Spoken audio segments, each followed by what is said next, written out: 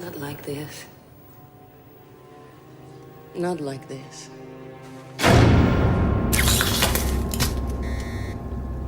Too late. And here we go. It's the comic book bullies. Man, you come right out of a comic book. It's the comic book bullies. You will bow down before me! It's the comic book bullies. Now I am the master. It's the comic book bullies. It's the comic book bullies. Welcome back to the Comic Book Bullies. We're Nerd is the New Bully. I'm your host, Leroy, a.k.a. The Essential Employee, with my co-host. This is Eli, a.k.a. Bobby Digital. See, they don't know that one. They don't know about Bobby Digital. Because we're the only ones that watch the Hulu show. You analog motherfuckers, what's up? Exactly. So, yeah, we're back with another episode. And, yeah, this is kind of going to be a sad episode. This is kind of like a swan song for us. Now, we're not ending, but we'll get to exactly why we feel so sad later if you stick around with us long enough to find out what's going on. So stick with us, and you'll see why Eli and I are both sad. Now, it's a lot of news going around right now. We got the coronavirus going on right now, and it's affecting everybody. I know we said 2 weeks ago it was going to be the last time we talk about it, but it seems to be ramping up, and it's affecting everything and everybody, and I'm pretty sure everybody has been affected by it some way, somehow. If not your health, your pocketbook, your time, something has been affected. And so, good thing about it is that, so the Congress or Trump or whoever, they are going to give us some, they say help is on the way. So they're actually going to give us a stimulus check for $1,200. Now, I'm pretty sure everybody on the news, everybody listening has heard that, and we're not like CNN or Fox News. But since it is a big deal and everybody's going to get a check, we might as well just talk about it, because there's a lot of confusion going around. So, yeah, so basically the stipulation of the check, if you have filed your taxes between 2018 and 2019, you're eligible. And they're trying to roll these checks out within the next 3 weeks. And there's talk about they may give us another check maybe in the fall. Who knows? But they're saying this is going to roll out in 3 weeks from now. How you eligible? And if you have kids, those kids can get you're going to get $500 per kid. However, the kid has to be under 17. So that 35-year-old that's still living under your house, sorry, he doesn't qualify. So no $500 for him. If you have a kid on the way, you can still file. You just can't file right then. You'll have to wait till you file your 2020 taxes coming up and stuff like that. So yeah, exciting times. I know for a lot of people, $1,200 like woohoo. People live in big cities like so take it as it goes. You know? I ain't gonna say shit. Because I'm gonna be pissed off.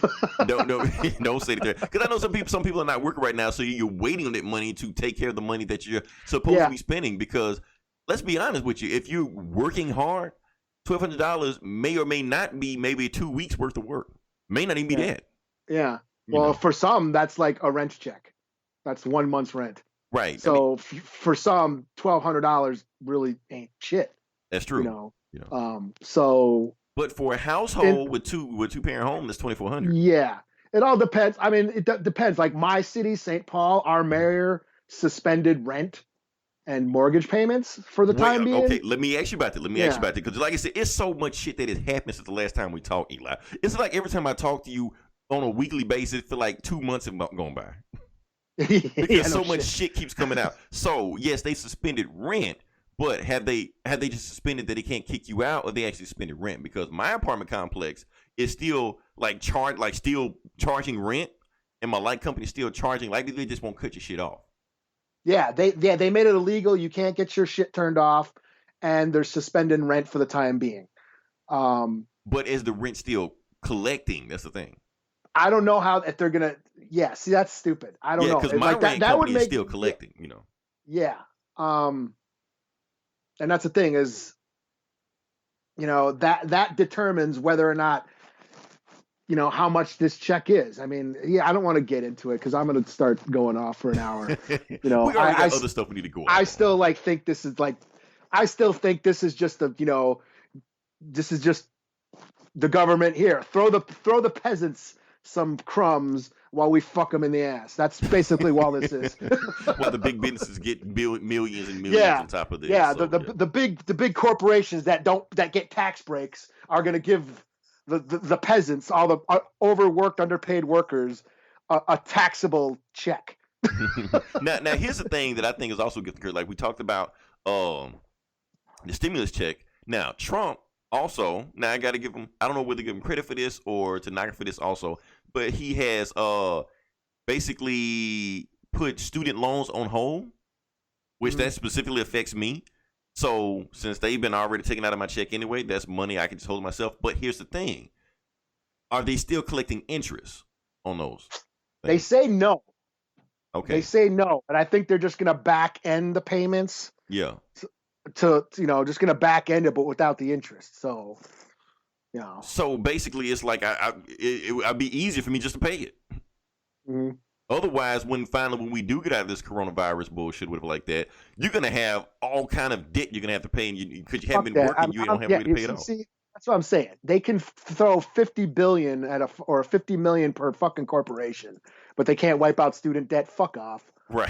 See, now I'm getting mad. I'm getting mad again. Okay. Will you save your anger, Eli? I need you to direct that anger towards the other topic when we get there.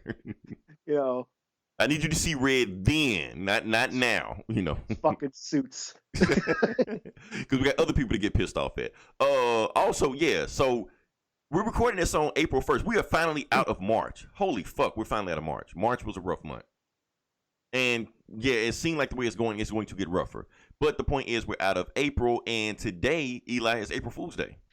It is. Yeah. So today is the only day that people fact check articles on Facebook. Any other day, they're just like, oh, well, I believe it. Yeah, stupid shit. Now, we should have got to this earlier. You had something you want to talk about. We had a sad death that happened. So want you to deal with that. Yeah, rest in peace to Stuart Gordon. He was the director of Reanimator, classic horror movie, one of the best zombie movies ever made. He also directed From Beyond, which is another great H.P. Lovecraft movie. Castle Freak Dolls. He made a lot of weird, horror movies through the 80s and 90s. Of course, Reanimator is a classic based on an H.P. Lovecraft story. And yeah, he was in his 70s. He didn't die of the coronavirus. Right. He died of like natural causes or organ failure or whatever. So rest in peace, Stuart Gordon. Yeah, Reanimator. Let's do a commentary, yo. We got to do a commentary. I mean, we have nothing else. Well, we'll get to why we're going to be bored for the next few. And Reanimator isn't like scary. It's like cheesy and funny. It's it's got it's a B movie. It is, yes. Okay. So I think you can handle it. If I get too scared, we'll cut it off. Won't have to sleep with the lights on after or nothing like that. Homie. Yeah. Oh shit. So yeah, we'll see. We'll see. We gotta map out our direction for the time being. Yeah, like I said, Eli, this thing is. You know what? The coronavirus really hit me. Not the virus hit me. I'm healthy as a horse right now, even though my eating habits gone to shit. But it finally got real to me early today, and I'm gonna tell you why. Because I went to Raising Cane's, the chicken place. Yeah. So that should tell you right now that my diet is all fucked to hell. That I'm going to Raising Cane's. But the thing is, you can't go inside of Raising Cane's because all places have been locked off and quarantined like this. So you have to go through the drive-through. So I went through the drive-through, ordered the Caniac combo. No coleslaw, extra toast. Why do they have coleslaw served anywhere? I have no idea. But I digress. Let's get to the point. They asked me what I wanted to drink, and that's when I got sad. Because when I go to something to drink at Raising Cane's, here's the drink that I get. I get half Sprite, half fruit punch.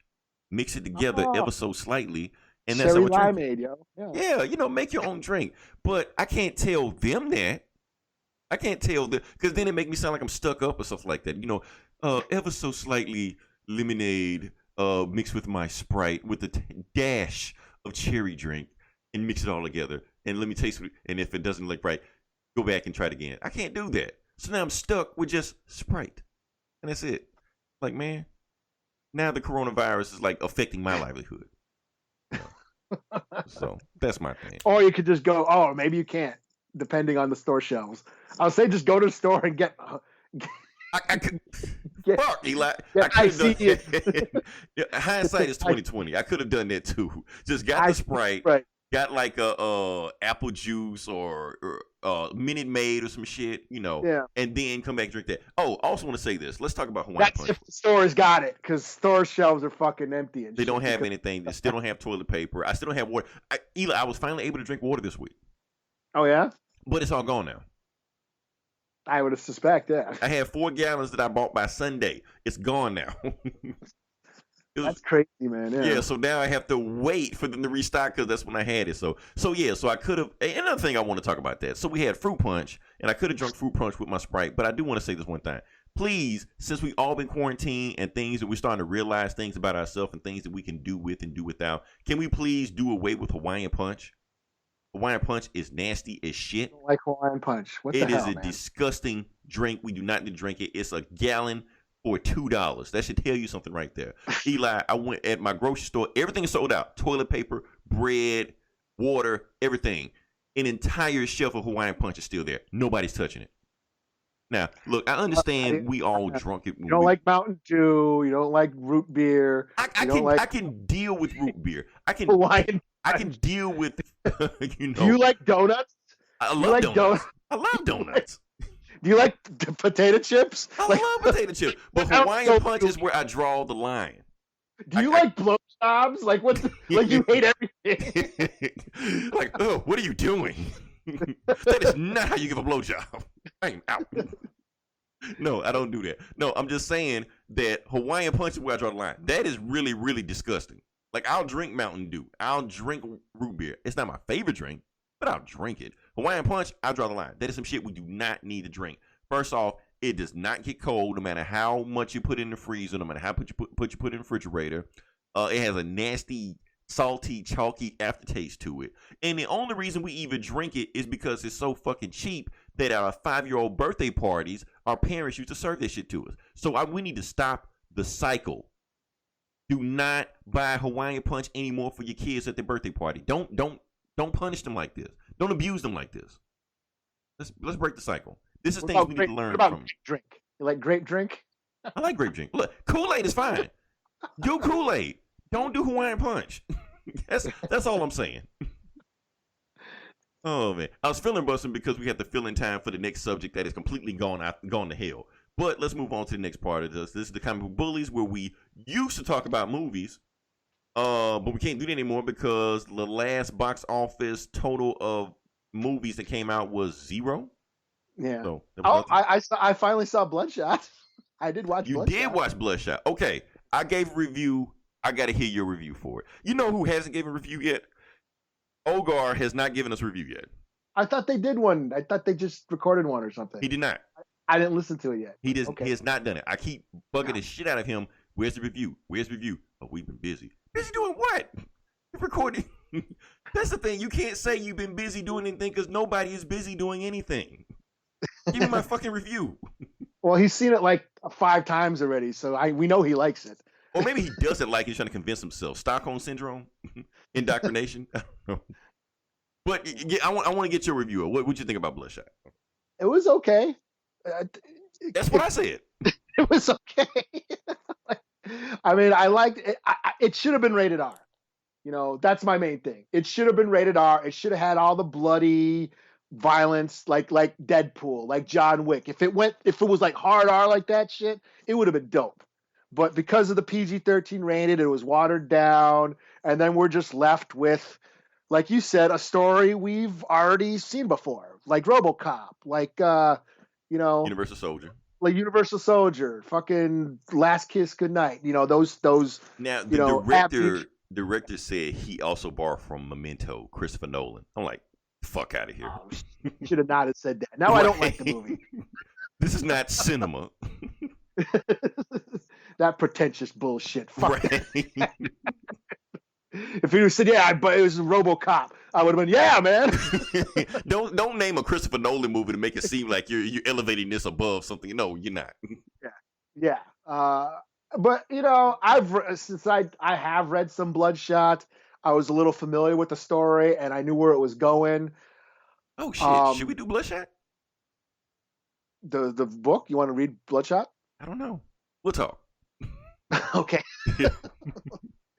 But like I said, you know, if it was just like the action was fine, what was there was fine. They just could have pushed it. That's all. It's like Venom. If Venom was rated R and had gore and shit, it would have been dope. You know, and that's how I feel about this. If they Eli, just pushed the violence. I gotta call you out on this. That is your criticism for every single movie we've ever reviewed. Yeah. It's not violent enough. It needs more violence. Yeah, it's not violent enough. It's not violent enough. They need balls ripped off and shoved down their Like anus. even the last Rambo movie. The last Rambo movie wasn't violent enough. What the fuck, man? Come on. Come on, the last Rambo movie, it was like half the movie was like a fucking CW drama. I don't know where my dad is. What the hell? It turned into a snuff film in the last 30 minutes. The last minute in the bunker, the last 10 minutes in the bunker was dope. now you're woke. Okay, now you're awake. Okay, here we go. Now let's go. But the episode of, Gossip Girl that happened for the first 45 minutes, that come on, you at least gonna say Batwoman or some shit, if you're gonna name a CW show. Yeah, the 90210 episode. Right. That's what they sing, Yeah, that was whack. But I mean, that's the thing is we've seen so many comic book movies. And Marvel has their thing. We're already familiar with the watered down, bloodless, cheesy violence that are the Marvel movies. We're used to that. So if you want to stand out, give us something brutal and bloody and shit. And that's Sony could have did that with the Valiant verse. If they made a hard R movie, that would have been dope. That's why I like the Hellboy movie, because the Hellboy was brutal and bloody. That's what made that. I'll give you that. It was. So that's my thing. Had it gone the hard R, I would have probably liked it a lot more. But in the end, it was just a PG-13, okay, Vin Diesel movie. Yeah, like I said, I don't know Bloodshot, but to me, it was just a Vin Diesel movie. Like you've seen one, you've seen them all. So got my money's worth, but it didn't separate itself from the crowd, just like you said. So like if you watch a Marvel movie, you're watching a Marvel movie. But watching a Valiant movie is just like, okay. I don't, because that's what Bloodshot is. Bloodshot's Punisher with the healing factor. Right. A PG-13 Punisher movie is gonna suck. Pretty much. I think we've had them and they suck. So yeah, that's why Warzone's fucking awesome. Now that we did do a review on that one. Yeah, I was going to say we need to do a commentary. We've already done a commentary on it. We've done a commentary. Yeah. Find it, listen to it. It's awesome. So yeah. Moving past that, actually, some other shit I want to talk about. I want to do some house cleaning. Not our house. This Geeks and Comics house. And maybe Comic Cast also. No, not Comic Cast, the Boogie Show, I think. Okay, so here's the house cleaning I want to do on there, because I heard some information. I want to do some quick fact checking on there. They were talking about how, since the movie theaters are closed and all the new movies have dropped on there, like The Hunt and Birds of Prey and Bloodshot, like you said, Bad Boys 3 and all these other movies, like a whole bunch of it, Onward. All these movies have dropped on iTunes and digital media right now also. So people are up in arms because they're getting misinformation right now, thinking that since the movies are online right now, that it's $20 to rent the movies. It's not. If you pay $20, you buy the movie. They are your movies. There's only one movie on there right now that if you pay $20 for, you rent, and that is The Hunt.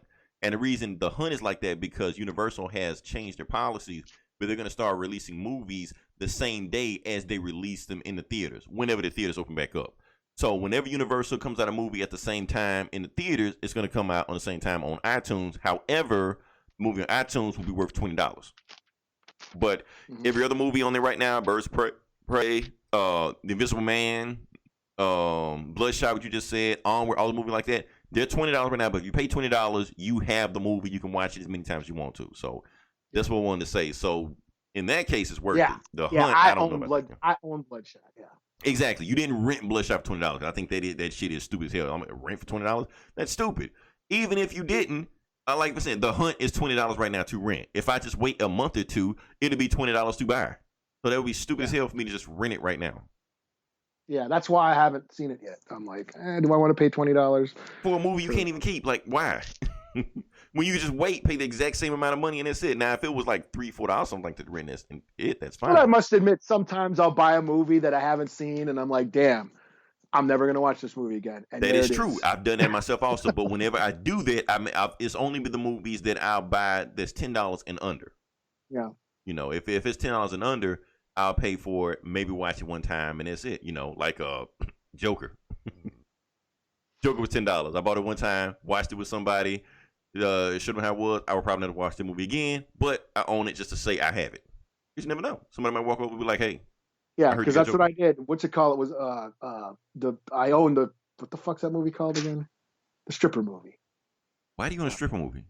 Please tell me it's a woman stripper movie. Because motherfuckers wanted to. Please tell me it's Players Club. No, it's not. No, goddamn. Why don't I own that? Right.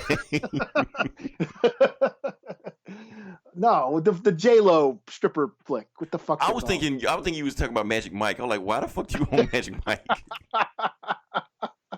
Not yet. I'm waiting for the bundle. The bundle. Exactly. No, it was cheap. I hadn't seen it, and everyone wanted to check it out. Like, fuck it. So I bought it, and now I own it, and I'm never gonna watch it again. Okay, but you have it. What's it called? I can't think of the fucking movie. The J-Lo. Cash something. The J-Lo. The Hustlers or Hustlers. Is that it? Hustlers. Yeah. Is that it? Yeah. Isn't that it? Hustlers. I think. Yeah. Okay. I own that now. Let's pretend like it is. Okay. So I'm glad you own it. That is a good thing. So yeah. Now, can we move on to the next part of the podcast, the part where I can finally direct your anger at something specific? Oh yeah, let the hate flow. Yes. Okay. So, like I said, this is the comic book bullies, and we've run into a roadblock because since our main thing is talk about comic books, spoiler alert coming to the end of the episode, this is gonna be the last time that we're gonna be able to review new comics. After this, we're done. I think a lot of people are going to be happy about that. Right. Like, I didn't know you guys did that. We cut you off after you stopped talking about movies. Once you start talking about comics, we stop. Right. Yes, I see the analytics. I see it right when we start comics. That's when the average time is. So, yeah, but we like to talk about comics because we like to review comics and things like that. But we're done. We can't do it. Now, I want to stand my ground. Gomer and I have been going on about this all week. He has his stance on it. I have my stance on it. Because basically, like I said, comics industry they've been hit just like everybody else has been hit. And I'm thinking that, okay, yes, the comic industry has been hit, but since we're all having tough times right now, we're all being quarantined, we're looking for, entertainment to take our mind off of the bullshit that's going on right now. That's why video game sales are going up right now. Movie sales are going up right now. So I'm thinking that, comics would, of course, would go up in sales because it's a profession where everybody sits at home and don't go anywhere anyway. So you're thinking, okay, comics should be the least affected out of everything that's going on. But no! Right. I was wrong. Fuck me. They got hit harder than everybody else. Once again, the comic industry could totally capitalize on some shit, but no! Completely fucked. So let's back this up for people that didn't hear the rant we did last week and just back it up what happened now. So the comic book industry, like I said, they got hit hard, and every comic book local shop had a plan that, okay, what we're going to do, some of us are going to close, some of us are going to stay open if we can, and we're going to do curbside service and let people... Oh, damn. Close that down. Getting loud, man. Yeah, that was Google. Waking up the robots. Right. Google's telling me shut the fuck up. Okay. So they were going to do curbside service. And, so you can still get your new comics and things like that. But they can't do that because apparently the entire comic book industry, every single local comic book shop in the country has one distributor. One. Who thought that was a brilliant idea? I have no idea. So apparently the distributor name is Diamond Comics Distributors Incorporated. So every comic book label that comes with the Marvel, DC, Valiant, IDW, Image, Dark Horse, Archie, whatever the fuck else, they all go through Diamond Comics Distribution Incorporated. So if anything happens to Diamond Comic Distribution Incorporated where they can't ship books, they're done. You can't get anything. So no comic book company or no comic book shop is going to get a new comic book for, we don't know. We don't know when they're going to get them again. Yeah, we don't know what's going to happen. We don't know what's going to happen. We don't even know because these shops, they're barely making a profit as it is. And now you got the companies telling artists they suspended all projects. Right. So now Pencils artists down. and writers are like, they're not doing shit. You know, Right. They can't do anything. Not only that, because Diamond is saying now that since the local comic shops can't make money to pay Diamond can't pay the companies to even ship the books. So they can't even give them the money to even do anything. So the whole comic book industry right now is at a complete standstill. It has stopped. There is no movement whatsoever. And we don't, for the foreseeable future, and we don't know how long it is. Now, a lot of these comic book shops, since there's barely any profit in it anyway, they're making their profits month to month. So at least till April 30th, that's no profits. Mm-hmm. So that means that some of these shops are not going to make it a month. You know, they can't go a month without doing it before having to close stores. So that's going to be a big casualty right there. So what I was thinking is that, okay, so the comic book shops closed. You can't do anything with them. Maybe they can still put these books out in other distribution forms, mainly digital. You know, okay, you can't get your books physical.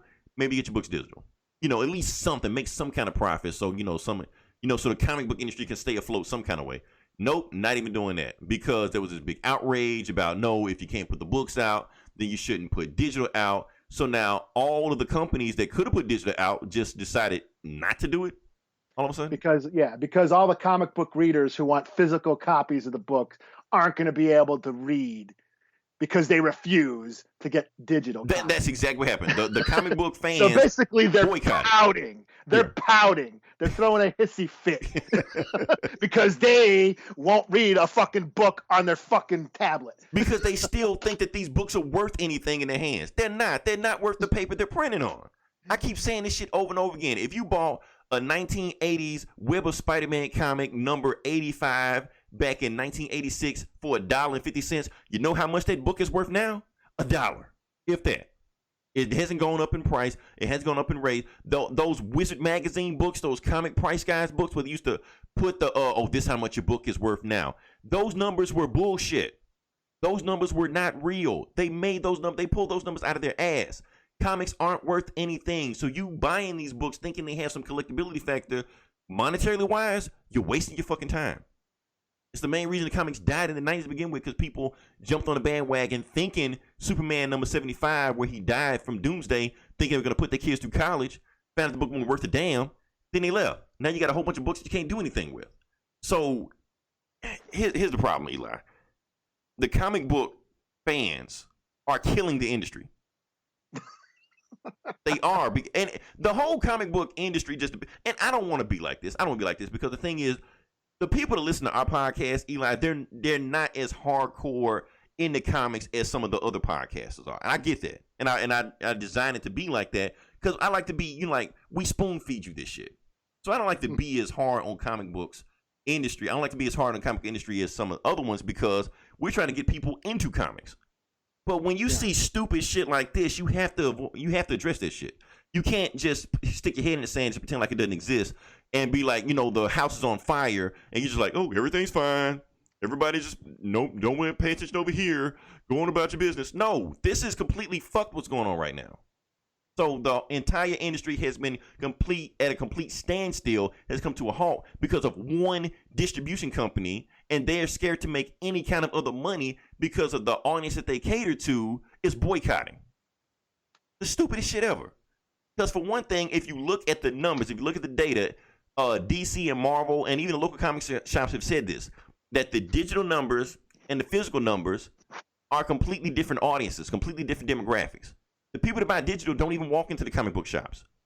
So the comic book fans that actually read the books, that buy the physical books, they don't have to be scared of digital. Digital is not the boogeyman. They're not coming to kill you. They're not coming to steal your comics and eat your kids and borrow $5 from you. There's completely different demographics so they can still make money. Why are we having this conversation in 2020? Why is the comic book industry still stuck in the 1990s business model when every other industry has already had this conversation 20 years ago? Like, take the video game industry, for instance. The video game industry is way more profitable than the comic book industry. GameStop. GameStop is a nationwide company. There's 4,000 stores with them. Even though they closed 300, probably gonna close some more. But the point is that if GameStop were to close right now, every single store, all 4,000 stores right now, the video game industry would still be okay. You can still go to Walmart. You still go to Best Buy. You can still go online. You still go on Amazon. You can still download from PlayStation Network. Anything. You can still get a video game. Meanwhile, the way the comic book industry, because of Diamond, these fuckers, because they have made it so they have a monopoly on this shit, where they've taken all the comic books out of, you know, the grocery stores, out of the bookstores, out of Amazon, where you can't ship them anywhere, where you can't get them directly from DC or Marvel, where you have to go directly through them to get anything. And now they shut down, you can't do anything. So there's no reason that the comic book industry should go to shit right now when the video game market is way more profitable than them, and GameStop is struggling right now also. It doesn't make any sense. So I don't know, Eli. Yeah. Okay. Okay. My turn. Okay, you go. I'm getting too frustrated now. No, you know what's funny? That is funny. When Martin Scorsese said that the digital revolution is ruining cinema, and he can't get his movies played on the big screen because comic book movies are hogging up all the fucking movie theaters, and all these comic book nerds said, "Okay, boomer, get with the time, old man. Your time is done. The industry's changing. Get used to it." Oh, but now that it's something you all like, now it's no digital? The fuck out of here. Like, I don't know. You know what's sad? And this is the saddest fucking thing. Comic book films were at the height of pop culture for the past 10 years. Comic book movies defined an entire generation. With all that hype, why the fuck did comic books not boost their sales during that time? Exactly. Why do they continue to fucking lose sales? I mean, graphic novels did fine, but the comic industry didn't do so hot during the height of the comic book movie boom. Right. You know, because the comic and now that comic, they missed their fucking window now. Comic book films now we're not gonna get Endgame anymore. We're getting Bloodshot now. That's the norm. Comic book films are in decline. All movies are in decline now, especially after this quarantine. Right. You know, so they missed their fucking window. You couldn't fucking sell books, record-breaking sales during a fucking trend when the MCU trend. What the fuck? Right. Y'all are fucking it up. There's so much shit they could have done, man. Just easy shit. Easy, just brain dead shit. You selling all these copies of Endgame and Infinity War. What's wrong with a free digital copy of Infinity War? You know, just to get people interested in it, just a free copy. Or, you know, we'll mail you a copy of Infinity War, or we'll give you a month of Marvel Unlimited, or something like that. Something to get people interested in the comic. Most people that, you know, most of the fans that go see these Marvel movies don't even know they still make comics. Yeah. You know, they remember the old shit. They don't know they still making this shit. So that's bad on Marvel for not doing this shit. Yeah. I mean, a kid who goes and sees the first Iron Man movie picks up an Iron Heart, and it's a little black chick as Iron Man. Like, he's in, what the fuck? Yeah, Thor's a girl. Right. Hulk's Asian. Like, I said this before. Like, they're like, this ain't the movies. Like, they could have fucking capitalized on, you know, comic book sales because of the comic book movie trend, and they didn't. But let's take it a step farther. Okay, so they getting shocked over these fans, but at the same time, the casual fans, the casual audience, don't even know where to get these books. Yeah. It's not like you can go to this, you know, the bookstore and get them. What they should be at the bookstore, they're not there. You can't go to Walmart. You can't go to Kroger because they're not there at any magazine shop. You got to find a local comic shop, which they're dwindling every day. They're getting harder and harder to find. You got to find one. You got to go to a dingy place and talk to somebody. And then you got to talk to somebody even to find out which book to get, because there's like 15,000 Iron Man books out there. Yeah. This is too much shit even for a casual fan. You got to pretty much be like us to read this shit every day to know where to even fuck to find this shit. And then a new fan comes along who wants to get into comic books, and these shitty comic nerds. What do you read? Harley Quinn? Noob. You know? Right. The comics gators, the gatekeepers, they're killing this shit even more. You're running off new potential fans. Yeah. You know. So, I mean, they got to change. I mean, I think it's sad. From the ground up, Eli. This needs to be like... This is going to be a big, huge deal. I mean, I think the whole industry is gonna change after this. They can't get And stuck. I don't They know. can't even get stuck. If they do the same shit and go back to Diamond after this bullshit has happened. Now look, I talked to Gomer. Gomer's like, well, you couldn't plan for something like this. You could plan that if you deal with one company that's dealing with every single company in the country. If one thing bad happens to them, something's gonna get fucked up. You can't build on a house of cards. Something's gonna get fucked up. Anything could have happened. Earthquake. They could go out of business.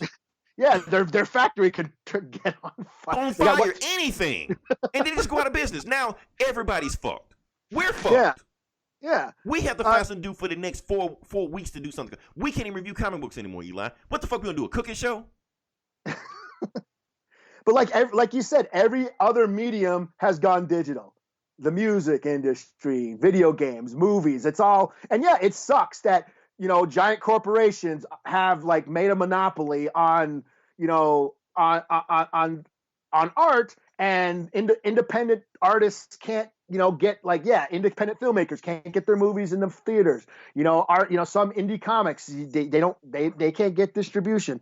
And I get it that a lot of comic book shops are going to close down because of this, and that's sad. And I had a comic book store. I miss doing that. I miss my weekly Wednesdays to comic book day and, talking to motherfuckers and just, I miss that. Yes. Right. But they got to adapt. That's what it is. They got to adapt, vinyl. I mean, there's a niche audience for this shit. Vinyl, people still like vinyl. Exactly.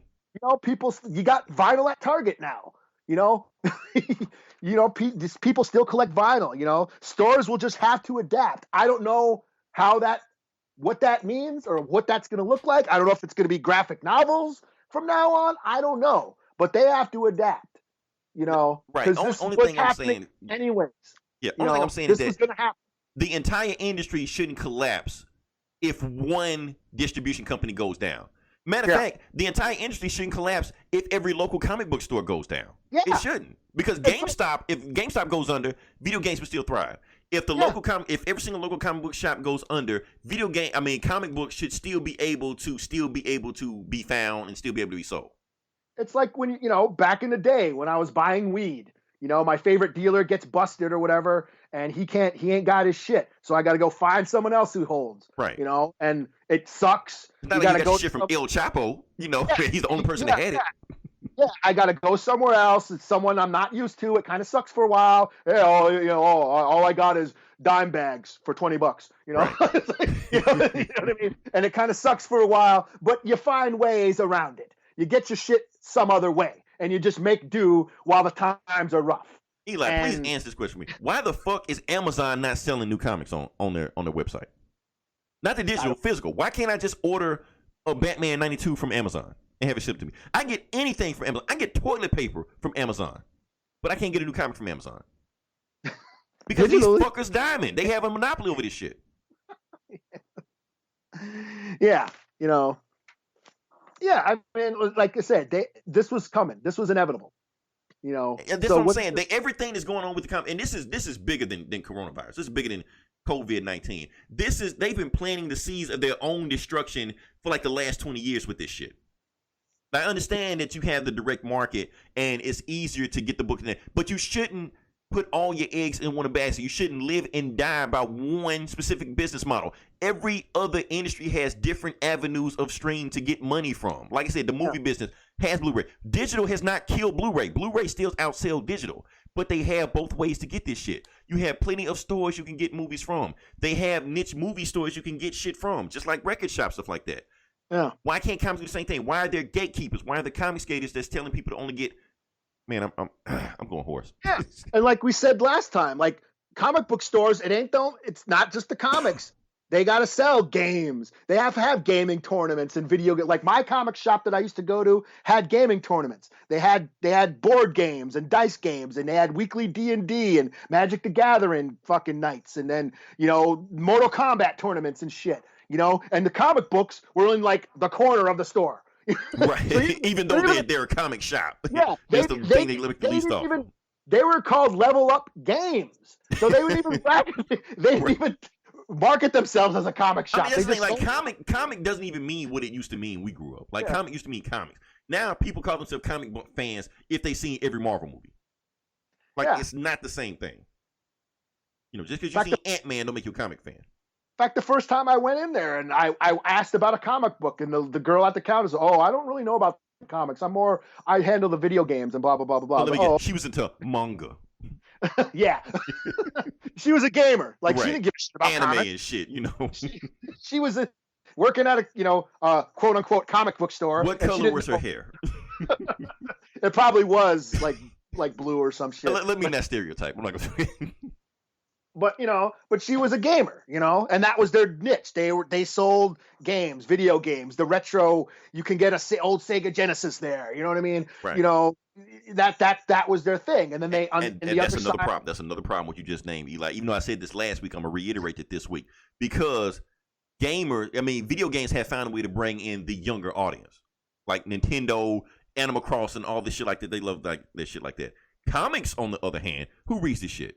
Us.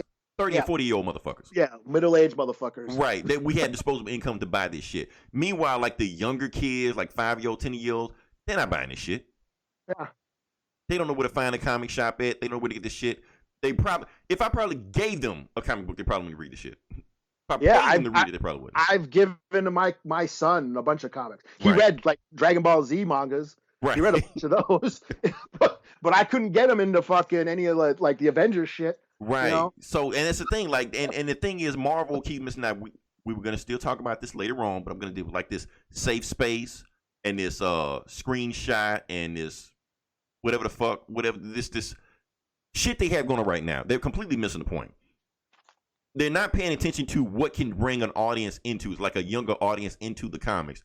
You have 40-year-old motherfuckers making this shit that are completely tone deaf on how to get people into the audience. Now, when we were growing up, Eli, we had motherfuckers like Ty McFarlane, Rob Liefeld, Jim Lee. All the motherfuckers were like in their early 20s. Mm-hmm. Maybe 19, something like that. So they had the thing on the pulse of what fans like what we like. Rob Liefeld knew what we like. He gave us what we wanted. Mm-hmm. These folks in here now, whoever the fuck running this shit, these 40-year-old motherfuckers, Brian Michael Bendis, they have no idea what fans want. They don't have their finger on the pulse, and that's why they're losing fans. 40-year-old motherfuckers writing about teenagers. Right. And you can tell it doesn't make any sense. Like, this shit isn't real. Teenagers don't talk like this. Teenagers don't look like this. Teenagers don't want to see this shit. We had cable. We had Deadpool. That shit that got us in here. What they have? Safe space? They don't want that shit. I'll just go ahead and read Goku. Yeah, my kid was reading Attack on Titan. Right. black whatever, some sword. Yeah, he was reading mangas. Right. I couldn't get him into comics. He was reading mangas. He got into like Deadly Class, and like I got him, like he was reading Birthright for a while and shit like that. But I couldn't get him into like superheroes. Right. And that's the thing, like I said, the comic industry, everything, it needs to be broken down, uprooted from the roots, and rebuilt from the ground up. Like the comic industry, because the way the model it has right now does not work. It's not working now. And this day was coming because they pretty much set themselves up for it to happen. And if they ever get out of this shit, they need to figure something out. Now, DC has already said that they're going to start finding other distribution routes other than to get the fuck away from Diamond. Because this shit can't happen again. DC is already under hot water. We don't even know if they're going to be around in 2021. Yeah. I mean, they almost sold. There was rumors they were going to sell the comic. Right.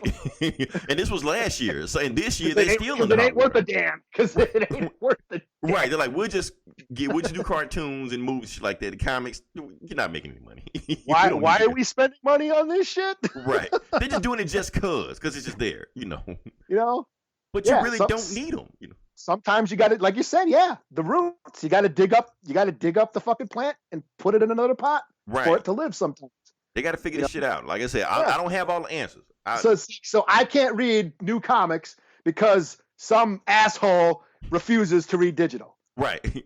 So they made a big fuss about it. So just to please these hundreds of motherfuckers, whoever the fuck they are, so now they think they can put anything. So instead of making a little bit of money, just to please 100 people, they're not gonna make any money. That makes no fucking sense whatsoever. No company runs their shit that way, but the comics industry does.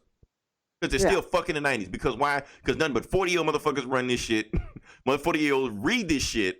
And that's why they're stuck in the same mind frame and haven't evolved like every other single industry has in the last, 10 years. Yeah. Stop running this shit like it's in the 90s. Run this shit like it's 2020. So, Yeah, like I said, we don't have all the answers. But. Comic stores, they got to sell toys. They got to sell all this other shit. Right. And I get it. Yes, the comic book stores are a fun environment. I get that.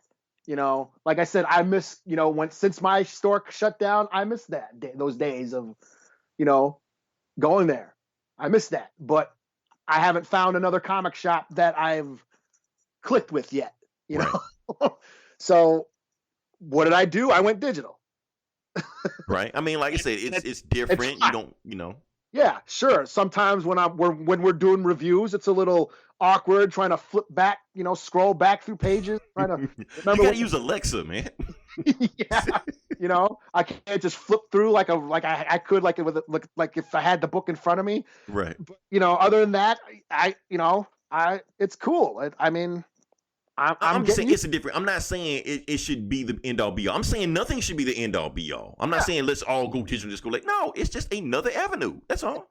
And leave them on the table if you don't pay attention to it. I do, and you know what? There's some books that I do want a physical copy. Right. I did and I get that. Yeah, and I did go like Wonder Woman, Dead Earth, Daniel Warren Johnson's. I want to have those books. Right. So I went to the store and got those physical copies because I wanted those. Because I love his artwork and I wanted that big format because of the DC Black Label books are big, So I still reserve the right to do that.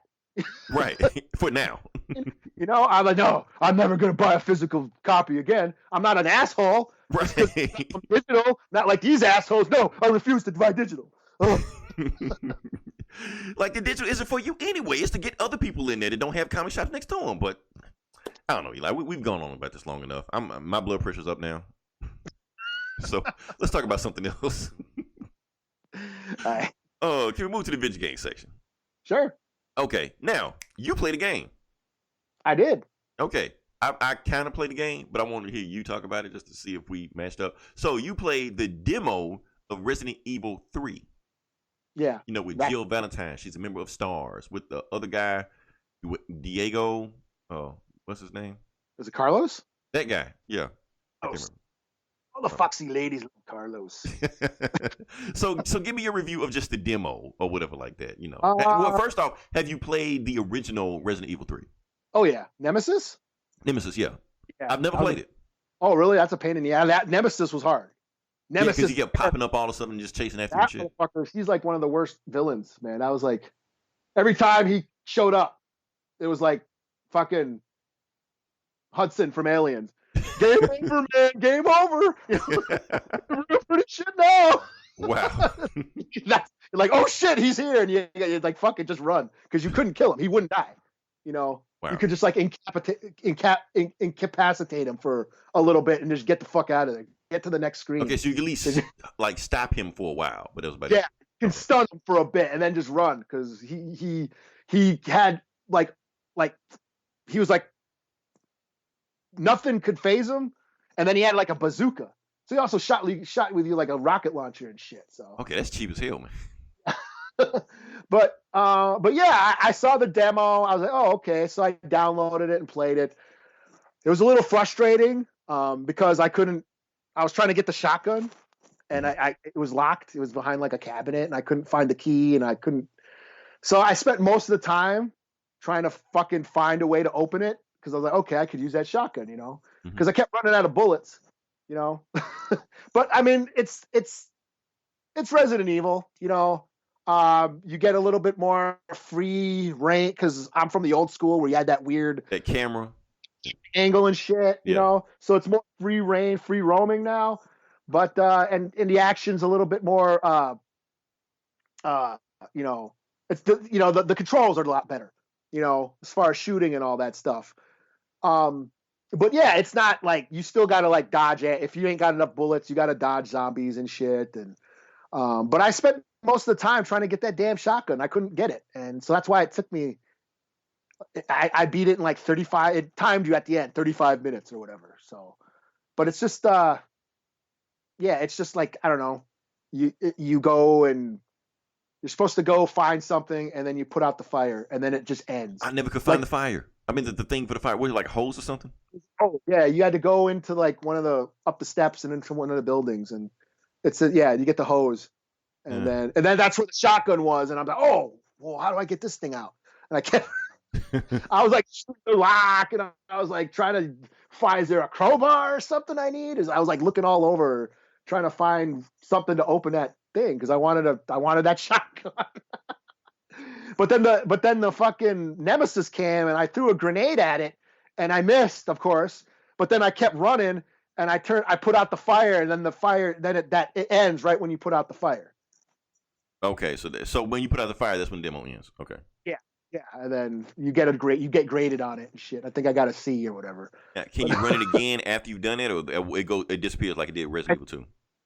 I think it could do it again. I didn't try it again because I was like, well, shit, that's all it is, and I can't get the shotgun. Fuck it, because you just got the pistol, with like, and you got to keep finding, ammo. Like you don't get you don't have like a bunch of, you just get one pistol with like a 12-round clip. And that's it. And then you find, and then right away you got to like shoot a bunch of zombies. Yeah, and then you're in the clip in them, man, and they wouldn't die. And I was just like, I mean, it was already dead. But. You got like 2 or 3 in the head with the 9. I think it's like 2 or 3, depending on your range. I was doing that, and they wouldn't got like I see the shots, but they were just like coming out. Just like, okay, honestly, Eli, I played it, didn't finish it. Game looked pretty as hell. I'll give you that. Yeah. Now it does make me feel bad because the game. My PC is getting weaker and weaker compared to these newer games. So to crank it up to really look how it's supposed to look like, my computer can't run that. But it's okay. When this Ronin check comes in, that's what I'm spending my money on. But yeah. Well, I got it on the PS4, so it was running just fine. Yeah, I know, I get it. It still ran fine, but I wanted to look beautiful, But it was fine. It was fine the way it was. I mean, after you gave a recommendation, I may run it again and to see, but I just run it just to see what it feels like. But I probably won't get this. I probably wait for Final Fantasy VII or some shit like that. Other news in video game news: since all sports has been canceled, guess who's going digital? All sports. Yeah. So NASCAR is going digital. I think they're going this Sunday. Like all of the racers are going to do NASCAR Heat 4. I reviewed NASCAR Heat 3 for Outright Geekery, but they're doing 4, so they're actually going to race digital on TV, I think, on Fox Sports. So that's going to be a thing. So what is, professional race car drivers are going to play a video game? Yes. That's exactly what they're going to do. Yeah. Dale Earnhardt still alive? I don't know. Whoever is the new Ricky Bobby, all those guys, they're going to play this Saturday. And they're going to have real, the dudes that commentate and also like that, they're going to be doing it. Really? Yeah. So it's they're going to be playing video games. They're going to be playing video games. But they're going to be announcing it like it's a real game. I mean, like it's a real race. No shit. Yeah. I might actually watch that. But wait, there's more. So that's NASCAR. Is it going to be like Twisted Metal and they can shoot each other? Like Grand Theft Auto, some shit. You drive by. Like road rash and shit. I mean, might as well. Yeah. All right. So that's NASCAR. Now NBA is doing the same thing. So So they're doing an NBA 2K tournament where each team is going to select a player from the real teams to enter a tournament. Like Kevin Durant and all these other guys like that. So one team is going to play, and they're going to do an NBA 2K tournament, which will also be on TV. I think it's going to be on ESPN something or whatever. Yeah. So, yeah. Well, I've seen some of those tournaments where they'll Shaq will team up with a professional gamer and they'll play Street Fighter or some shit. Right. You know, or Tekken. It's like some sports guy or a hip hop guy will team up with the professional gamer and they'll face off against on teams and shit. Yeah, I mean, there was a Street Fighter show that was on TNT or TBS. I can't remember which one it was, and it was on 8:00 on Friday, some shit like that. Shaq hosted it. Yeah. And it was a thing. Yeah. So I mean, hell, you can't do anything physical. Might as well go esports. Everything is going digital except comics. Let's boycott. We won. Why? Why are you celebrating this? I think it was something else we wanted to talk about. Oh yeah, news that just dropped today. Call of Duty Modern Warfare 2 Remastered is out now. Modern Warfare 2. Did I play that? I don't think I played that. You one. played it. You played it. Oh, yes. I know you played it. I don't know, man. I don't know if I did, man. And remember, no Russian. Is it the one where you fucking shoot up the airport? Yes, that one. Okay, yeah. That's Modern Warfare 2? It's Modern Warfare 2, yeah. Is it? Okay. I thought that was Black Ops or something. No, that was after. Black That was Ops after. was Black Ops was Vietnam. Yeah. This was the one where you shot at the airport. So they remade that one. So I'm like, okay, well, that seems pretty nice. So, but here's the thing. I'm pissed off about this because it comes on the PS4 first. And I think it didn't come out till Xbox and PC until like months later. Like, we're in a fucking pandemic. I want to play this shit now. I want to shoot people in the airport.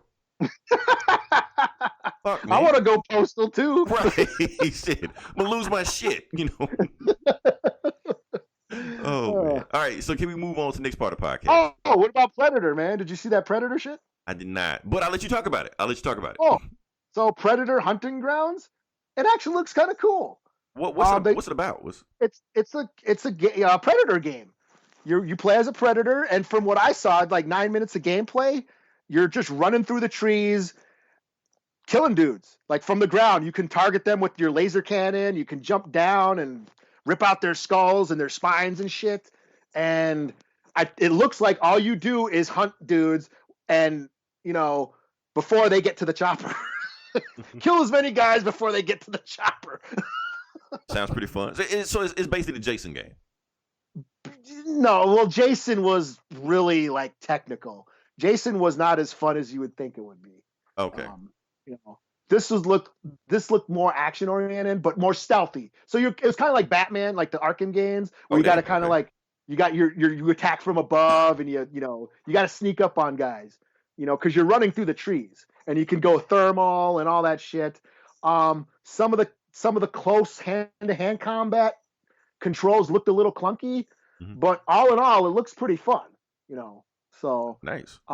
I've played some of those like Aliens versus Predators and shit, and I always had fun with them. Yeah, like you play as the alien chasing people. I've seen one of those before. Like, what was it called? Isolation, Desolation, something. Oh yeah, that one. Or Colonial Marines was one that was hard though. Yeah.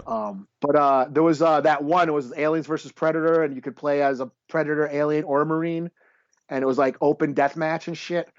Oh, nice. Okay. I never beat the campaign because I just pretty much played online.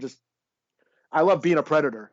And I remember gaming one time, and I was playing online. I was a Predator, and I don't ever put on a headset or anything or a microphone, but I could hear everybody else talking and shit. And I remember, and because you're a Predator, you got the thermal, the heat vision, and I saw an alien like way across the screen, like them hiding and like camping out. And I went, and you can be invisible. You can do the invisible mode as your Predator. And I went behind.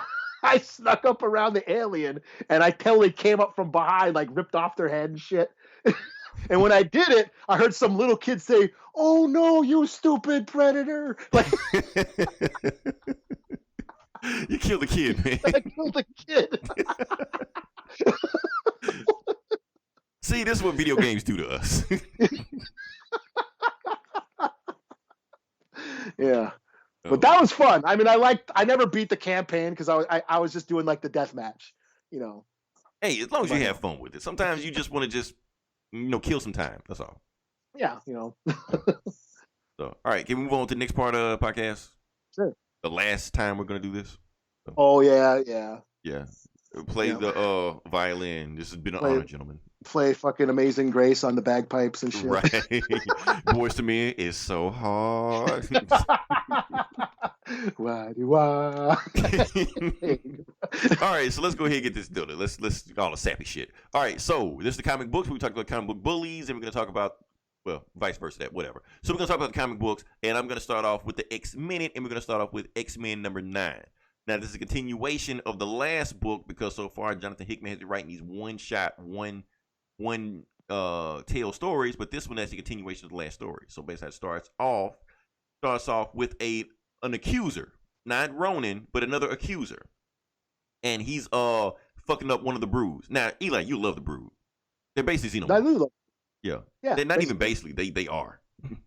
Yeah. Like they get sued. Like Marvel, they should get sued for that shit. Anyway, fucking up the brood.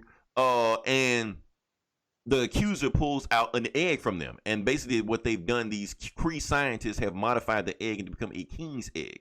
And what the king's egg does is that it actually controls all of the brood. It actually does like a psychic link with control of the brood. Because right now the brood have these queen hives, stuff like that, but they're all separate. Where this hive controls that hive, that control that hive, and they move autonomously. But the king's egg, whoever controls the king's egg, controls the brood. All of them. You can tell them to do whatever you want to do. So the accuser talks to the Supreme Intelligence, and the Supreme Intelligence says, okay, so the king's egg is going to take a while for it to be ready. For the brood to move how it needs to move, it's going to take about 8,000 years for it to happen. But when it happens, it'll be ready to be controlled. We use king's egg, and we will control the brood army, all trillions of them. But we got to wait 8,000 years. Okay, well, we're not going to be allowed to see it, but when it happens, we'll be ready. Cut to 8,000 years later. We're in present time. And the X-Men have the king's egg on the X-Jet, and they're trying to get the fuck away from Earth because the brood have followed them there, and they're trying to get the Shi'ar space, take it back to the Starjammers. The brood are on their ass.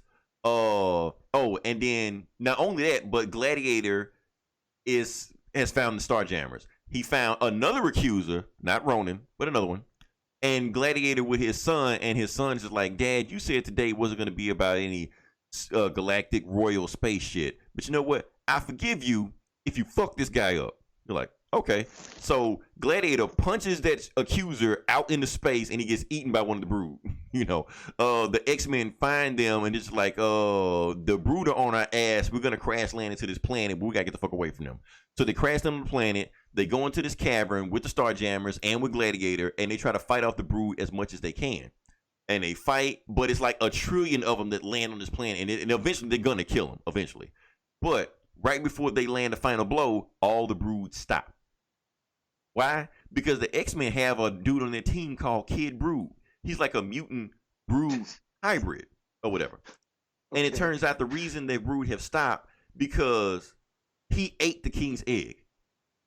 So now he controls the brood.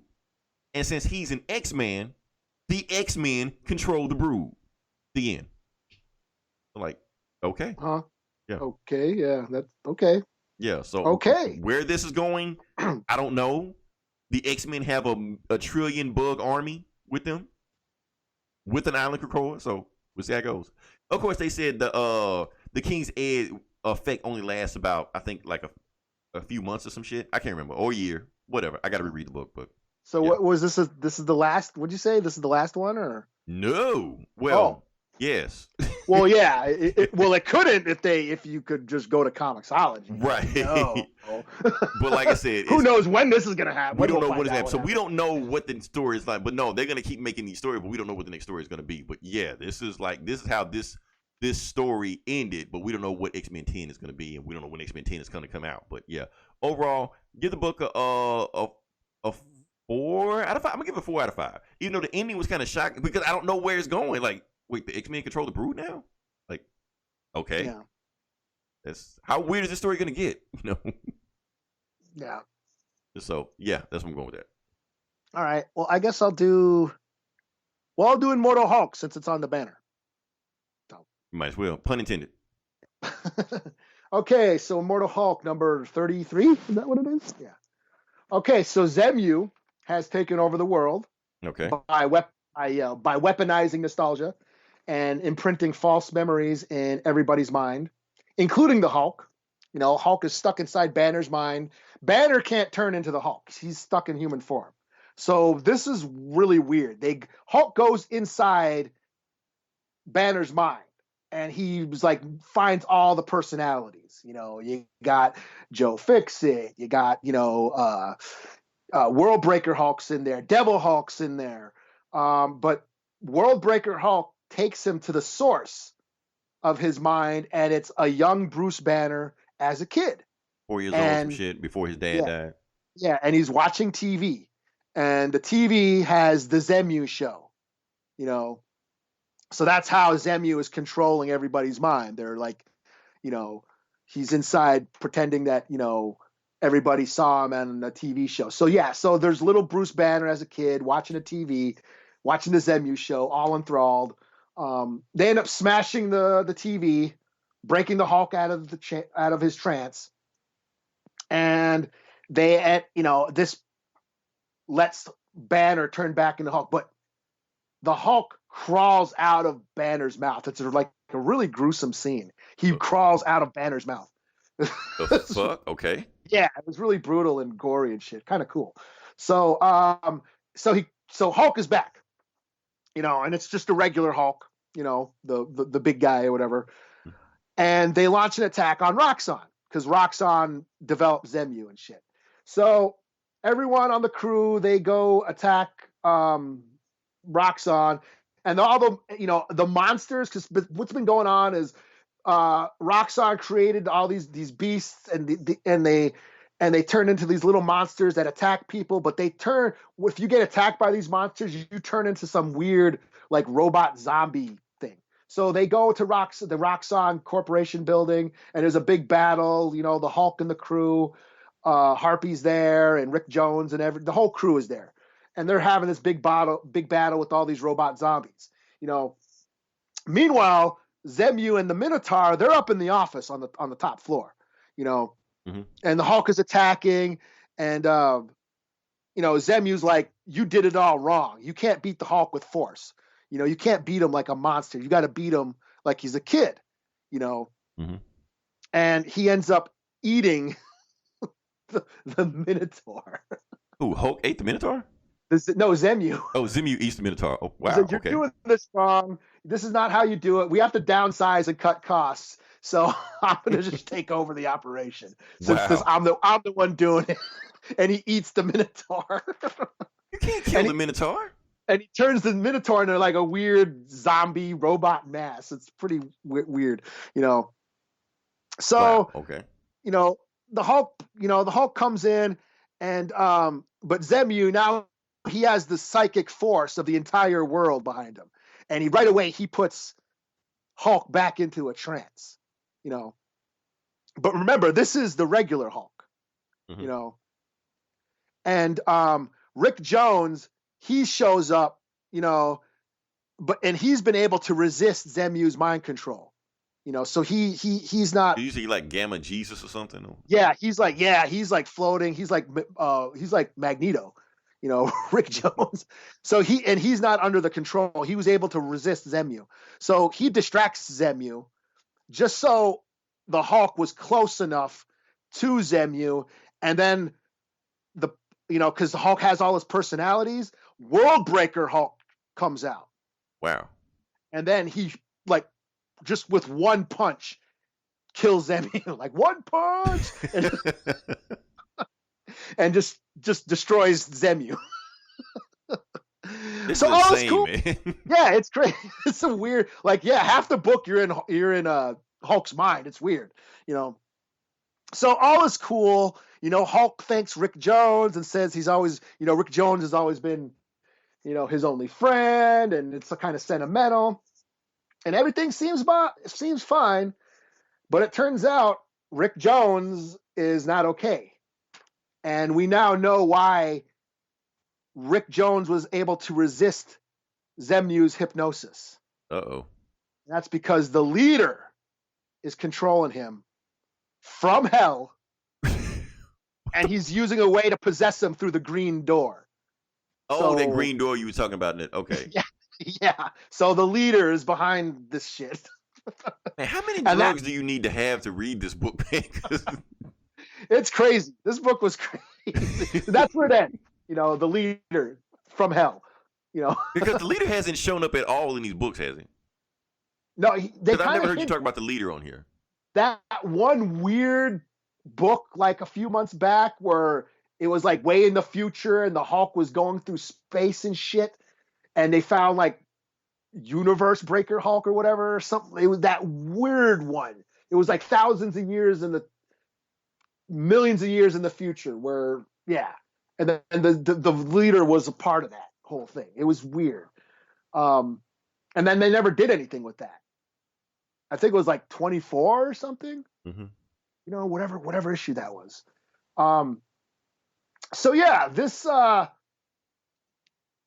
is just a weird, crazy book. And it was like at first I thought it was okay because it was just the cerebral thing, the whole thing of dealing with Hulk's mind and all those layers of nostalgia, hanging on to the past and how that can be detrimental to someone, hint hint, comic fans who don't want to go fucking digital. Nostalgia can be bad sometimes. So that's like a little theme going on.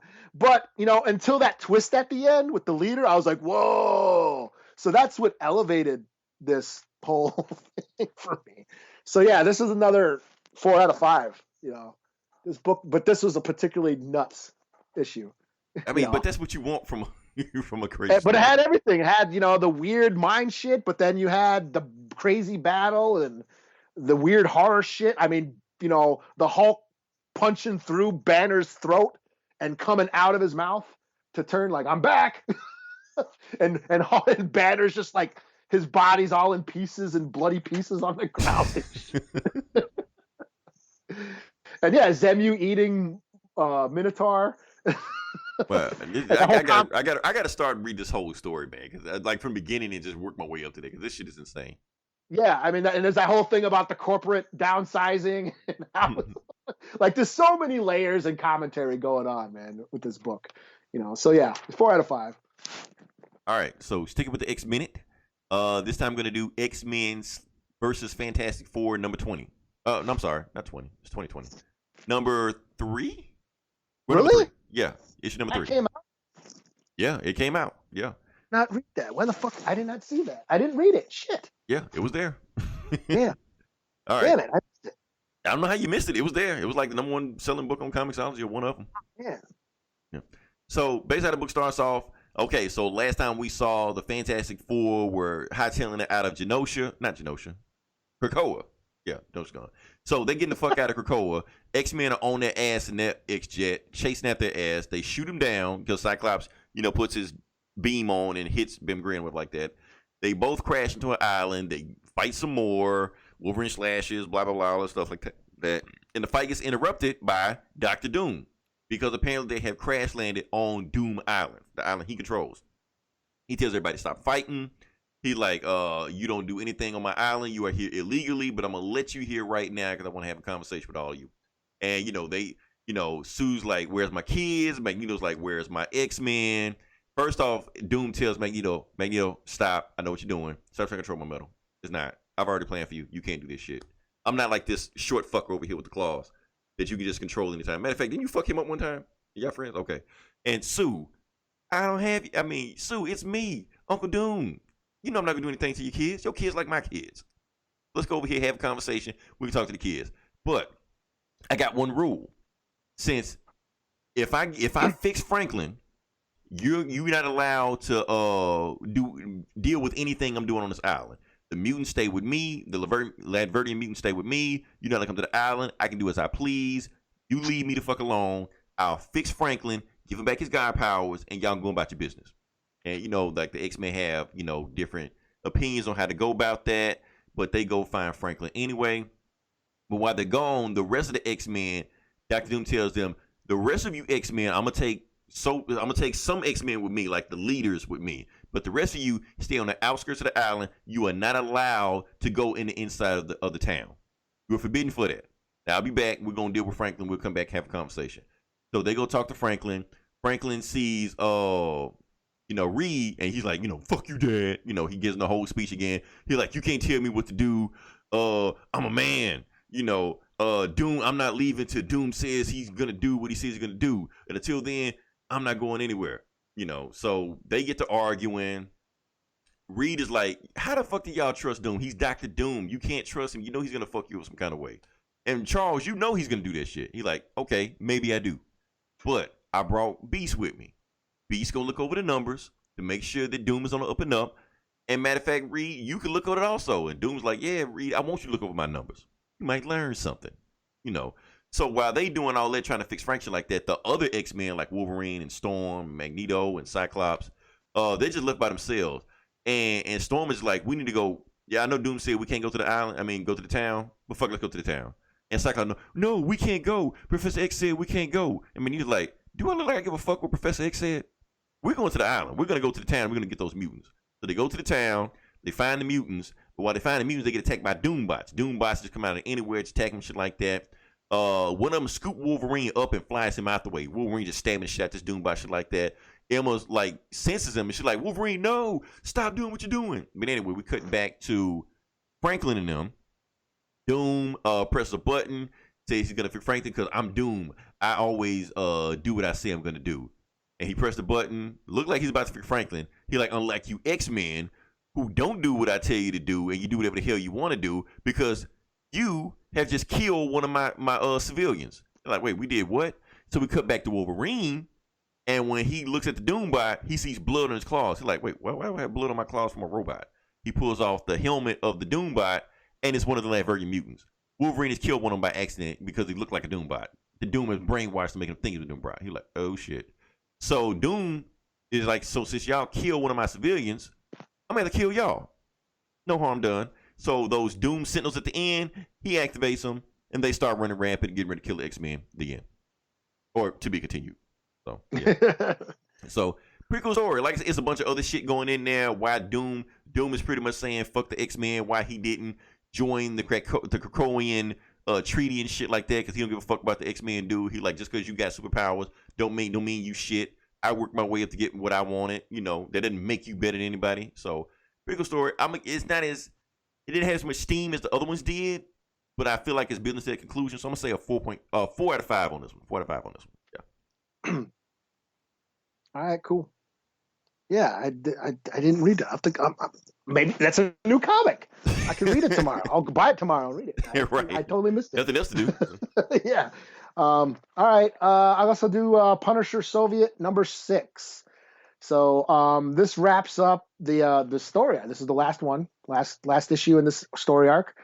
Punisher and this ex-special ops Soviet soldier. They go after this Russian mobster, and turns out this mob boss had sold out the army squad back in the Afghanistan war. So that's why the Soviet soldier's after him. He's out for revenge. You know, he sold them out to the Afghans, left the squad for dead. They were tortured and murdered. The Soviet soldier was the only one to escape. So he's basically out for vengeance. So him and Frank have been going around and killing their way through his whole, crime syndicate. But the last issue, the Soviet got killed in a helicopter crash. So that picks up this issue. Frank tracks down the mob boss down to this lavish mansion out in the boonies, and he finds the mob boss and this like state senator like chilling, having dinner, and he tells this, the mob boss to tie the senator up. The senator's like, hey, let me go. I got nothing to do with this, and Frank's like, you're a corrupt piece of shit.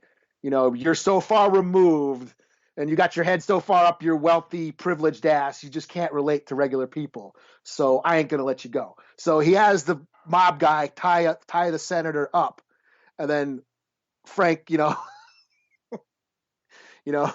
Frank gives the mob boss a knife and like, here, now I want you to skin him alive. What the hell, man?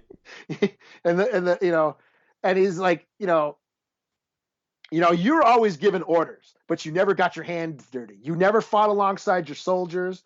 You let them die. You let them, you made decisions that sent people to their deaths, and you're so far removed from, battle. Same with your crime family. You never took part in any of the order. You ordered all this death and carnage, but you never participated in it. So, you don't know what it's like to experience death and trauma and how it's caused.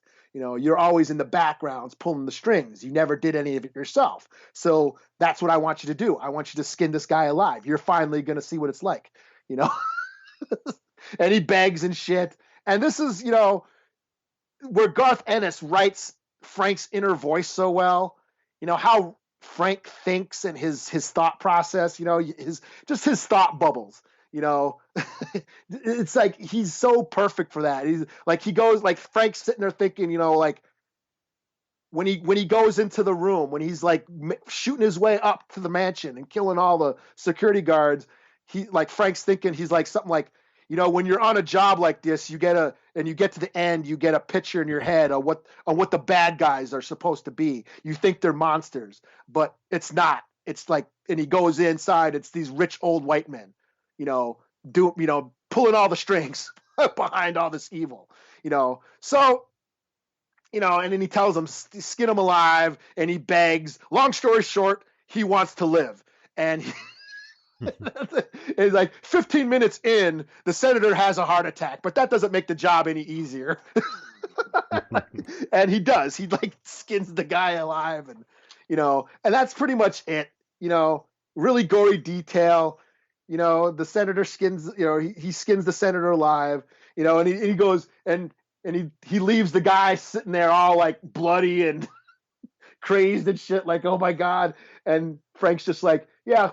Tell the cops the Punisher made you do it. See how far that gets you. And just leaves them.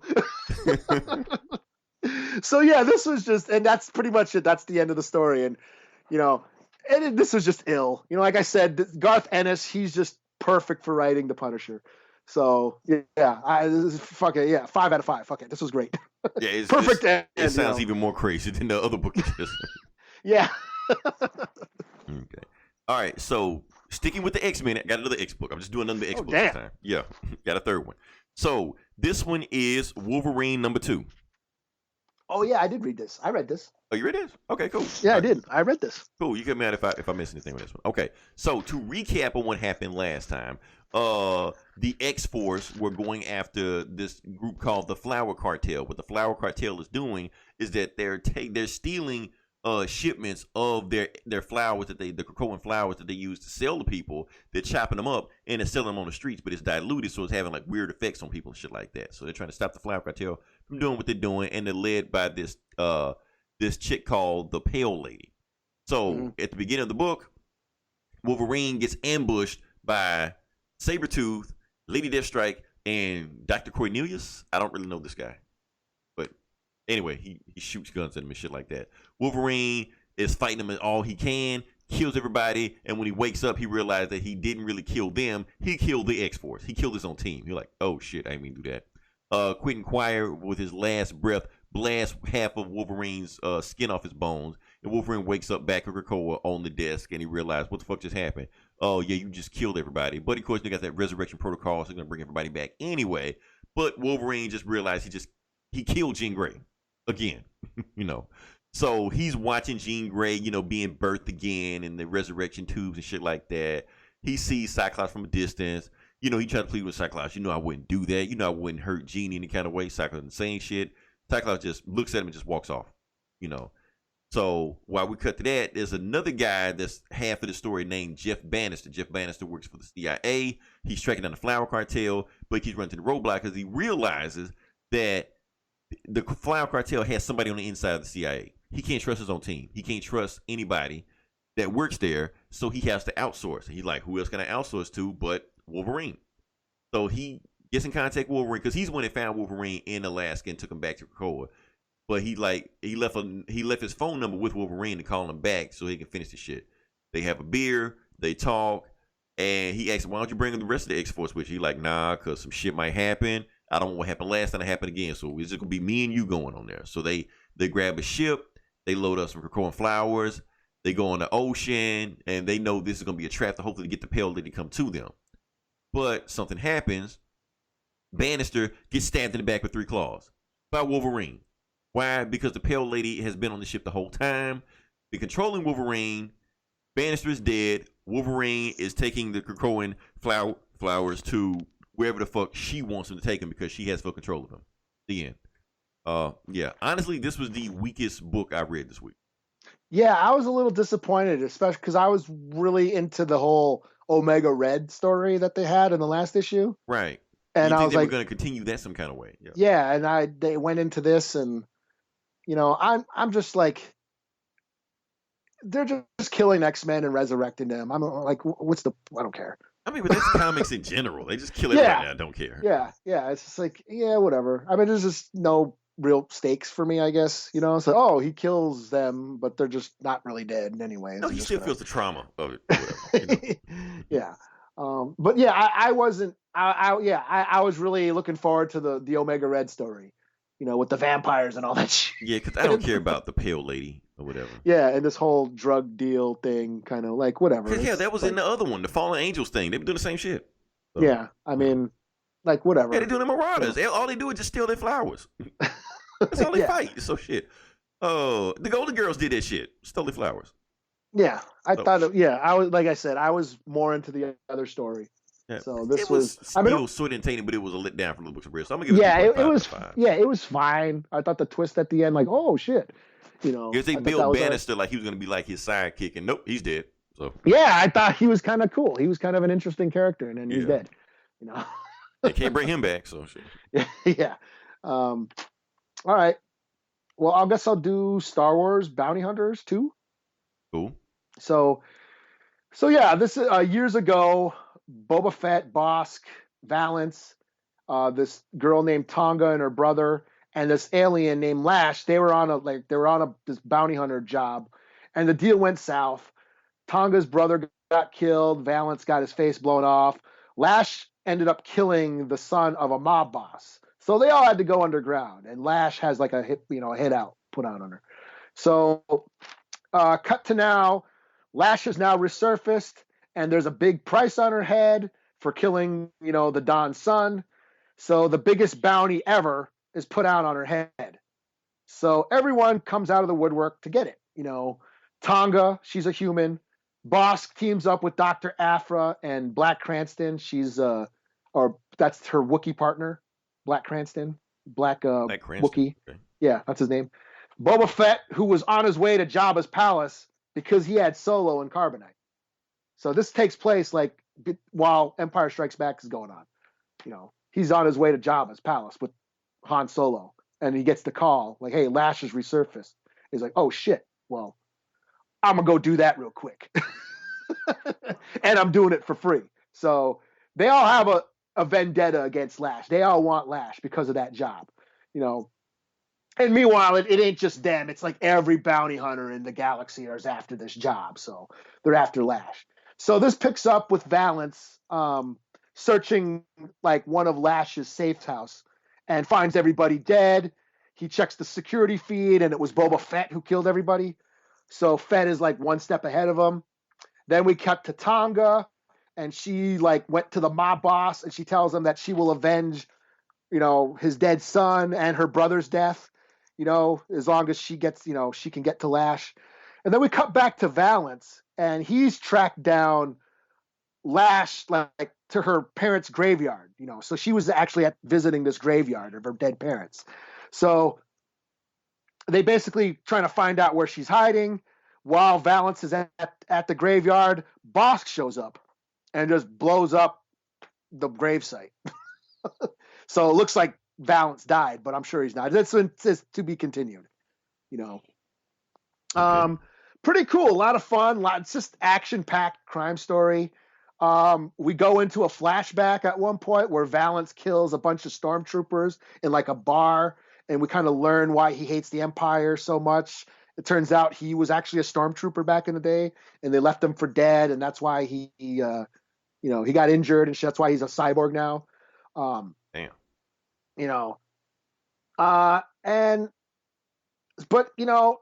Tonga, I'm not too familiar with Tonga. I guess she was in one of the Vader books I haven't read. But other than that, this is just fun gangster shit. It's like Snatch, or True Romance, when everybody's after the same score, like one of those Westerns, So this is just, Star Wars with gangster style, it's just fun. Like Comic Cast, like shit all over this book. They didn't like it. I'm like, what the hell, man? The art's a recent episode? Yeah, like the art is awesome. It's full of action, and it's just a crime story set in the Star Wars universe. Gangsters and shit, and I'm digging it. I think it's awesome. I don't know. So yeah, 4 out of 5, man. Okay. All right. Since this is our last comic book reviews for who knows when. I decided to go an extra step and decided to get another book. Oh, okay. Okay. So this one, Falcon and Winter Soldier #2. Oh, geez. Yeah. That's the one you went with? That's the one I went with. I was like, fuck it. Not anything else, not aliens or anything. I decided to go with this one. Let's just jump into it. Okay, so like I said, they got their ass kicked by Justin Bieber last issue. But he did tell him where he was going next. Apparently, there's Baron Zemo has a prodigy that he's been training that is going on this train that is leaving for Buffalo. And if they leave in time to catch it, that's what he told them last time when he kicked their ass. It was like, well, let's go get them. So they put the suits back on. They fly to this train. They find the train. They go into the first car. So they like, okay, what do you think Baron Zemo's prodigy look like? Well, he probably wearing a stupid ass purple mask and shit like that. So they go on the first train. They look around. As soon as they look around, they spot somebody, and everybody on the train yells out "Hail Hydra" and attacks them. So they start beating the shit out of them, and like it's just weird. People like an old ass lady. Bucky like knocks her teeth out and shit like that. They beat everybody on that car. And they're like, how many cars left on this train? It's 8 in total. So maybe this is just the one car with just a bunch of Hydra assassins on it. Maybe the other one's fine. They go to the next train, more Hydra assassins, third train, fourth train, fifth train, sixth train, seventh train, Hydra assassins. So most of the book is just them beating the shit out of people just all the way to get to the last train, get the last car. They finally get to the last car, put the guns out, and it's Baron Zemo. Not his prodigy, Baron Zemo. So obviously he's not dead. Punisher didn't kill him. All Punisher did was cut his right hand off. Yeah, cut his right hand off. That's all he did. So he's missing a hand. But he's still alive. Bucky's like, I'm finna put a bullet in this dude right now. Pulls his gun out. Baron Zemo said, you're not gonna kill me. Like, why the fuck I'm not gonna kill you? Because you need me. Because there is a power struggle going on right now with Hydra. I have my team. Meanwhile, there's this other guy that is trying to do a global catastrophe that's just going to wipe out the United States. So you can either deal with me, or if you take me out, you deal with him. Now, if you deal with me, I'll help you find him. You can take that guy out. And Bucky's like, nah, I'm going to just kill you right now, man. I'm going to just take you out, and we're going to just deal with this guy later on. And Baron Zemo's like, okay, Bucky, you can't be this stupid. I know you're a sidekick, but don't tell me Captain America had all the brains. You work for me now. Like, how the hell I work for you? I just told you. If you want to find that guy, I can tell you where to find him, that other Hydra guy. And if you don't do it, since you've been a government assassin on the low and killing all these guys and stuff like that, obviously the government wants that stuff under wraps. They don't want to know what people are doing because you're black ops. I'm going to leak that information out. And if I leak that information out, you're going to jail. So you have no choice but to work for me. I'll tell you where to find that guy that kicked your ass in the last book. If you find him, you can follow the trail to that other Hydra agent. So he tells them where they are, and they get there, and they find the guy's parents, Justin Bieber's parents, whatever like that, and they're Captain America fans and shit. Book ends. So yeah, it was more exciting when I was reading than when I explained it. Now that I think about it, the half of the book was just them beating the shit out of like old ladies and shit. So, all right, look, I'm not asking for much. I just want to just give me a simple throwaway disposable book just with Falcon and Bucky, because they're pretty much Lethal Weapon. They're Riggs and Murtaugh. I mean, yeah. Falcon's is the by the book, dude. Bucky is Mel Gibson, pretty much. So I enjoyed that for what it was. Just their back and forth. It's a buddy cop book, so it gives me a little bit more thing with that. Their interaction with each other was sometimes cool, sometimes kind of corny, whatever like that. Overall, I'm gonna give this a pass. I'm gonna give it a 3.5 out of 5. It's higher than what I gave the last book. I didn't hate it. It was whatever it was. So, yeah. All right. Well, I guess the last book I'll do is Transformers versus Terminator. You read that? Okay. I did, and I liked it. I thought it was a lot of fun. Again, like Gomer then didn't like it. I'm like, what the hell? That's his thing. Like, he is the Transformer guy. Yeah. But it's cool. I don't know what the hell. Like, it's They just hate everything. They just grumpy now. Yeah. So the a T800 goes back in time to 84 to stop the Decepticons from taking over Earth. So yeah, he meets up with Sarah Connor. They go to that volcano where, remember the Ark from the Transformers cartoon? Yeah, You know, yeah, the Transformers, they haven't woken up. Well, the Decepticons woke up. They get to the Ark, and it turns out the Decepticons have already woken up, and they're already destroying the place. But they're able to save Prime. Okay. And that's kind of where it ends, you know. I thought it was cool. I thought it was fun. I don't know. Sarah Connor makes sense. She's part of the Terminator franchise. Why would you not have Sarah Connor in there? Right, especially just rewriting it however you want. So yeah. Yeah, I mean, she's like the human involved. She's the only human, you know, since when you can just have asshole robots fighting each other. Right, have a human in there somewhere. Shia LaBeouf, something. Shit. Yeah, I mean, you know. So yeah, I mean, I thought it begins in the future with the Terminator, you know, doing shit, and and I got a love-hate relationship with the Terminator. I love the first movie. I love. The second movie's cool too, but then then you have 20 years of shitty Terminator movies ever since then. They just have not gotten it right. But I still love the first Terminator movie, you know, especially when he was the bad guy and he was, you know, just that idea of a guy walking in with guns and getting shot up, an indestructible dude getting shot up. You know, that's always been just an awesome image. Fun fact, O.J. Simpson had the role first, but he lost it because they said he was too nice. Oh, damn. They didn't believe he was a killer. That's funny. But and Arnold Schwarzenegger was supposed to play Reese at first, but he's like, no, man, I want to play the robot. Right. You know. But the Terminator, the first movie was like a horror movie, you know, and it was like, it's one of my favorite movies of all time. I remember being a little kid, this is right after Return of the Jedi. You know, Return of the Jedi was done. You know, as far as we knew back then, Star Wars was over. You know, that was it. There was no more Star. I mean, sure, they had Ewoks on the fucking TV or droids and shit, you know, on Saturday morning cartoons, but that was, you know. But, you know, Star Wars was kind of over. You know, sure, there was like Robotech and Voltron and Transformers, but those are cartoons. Right. And then the Terminator came out, you know, and it was rated R, and it was kind of scary, and it was like the coolest thing a sci-fi fan going through Star Wars withdrawal could, you know, pick up afterwards. You know what I mean? Right. You know, that it hit it at the perfect time.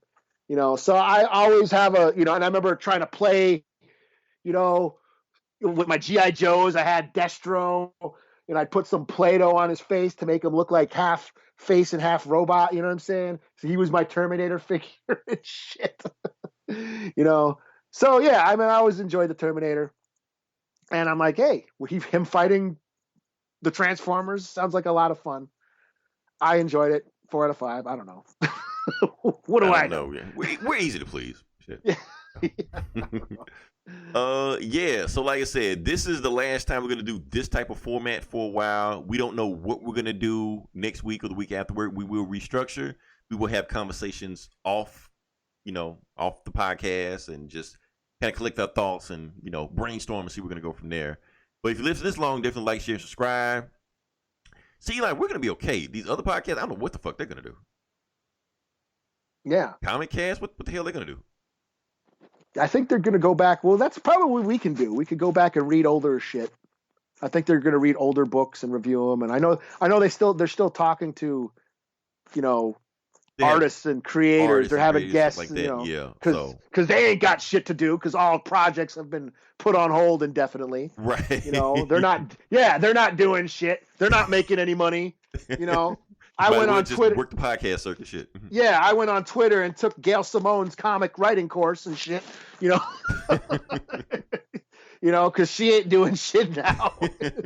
You know, fucking David F. Walker's putting out tutorial videos on YouTube. You know, so hell, Valiant giving away free comics. Yeah, on Twitter, like fucking PDF, you just download them. I know some of them. Like if I've seen like some. I don't know if it's IDW or if it's Dynamite or something. I've seen some companies saying if you buy any of their digital books, they'll give half the proceeds to a comic store or something like that, Something. I've seen some so they are trying to help out comic stores. Right. Which, I mean, I get it, Yeah. So, but like I said, we got Comic Cast, we have This Geese in Comics, we have Get Valiant. Ooh, what are they going to do? Yeah. They're fucked. Yeah. Oh, well, they'll figure it out. It's a damn shame. Right after this movie comes out, you know what I mean? They can review the movie. There you go. Yeah. Boom. Yeah. Now you quit saying you've been busy. You're not busy. You really don't have shit to do now. What do we got? Hoodoo TV, Wrestling Council, and hell, I think that's it. Maybe some more, but I'm forgetting them. I don't know what we're gonna do next week. We'll figure it out. Like I said, this format, the way we're doing the podcast as we know it, no longer works. So we have to figure something out. Stick with us. It'll be whatever we do. It'll be interesting. Yeah. Or at least it'll be as interesting as what we have been doing. Yeah. I don't make too many promises. I don't want to set the expectations too high. Yeah, there's a pile of books that I haven't read stacking up over there that I'm sure I got plenty of time to go through now. Yeah. Don't worry, we'll be fine. We'll figure it out. This is next episode will be the all new, all different comic book books. We'll figure it out. The new 52. Yeah. All right. Until then, this is Leroy. This is Eli. And we'll talk to you guys next week. Same bullet time, same bullet channel.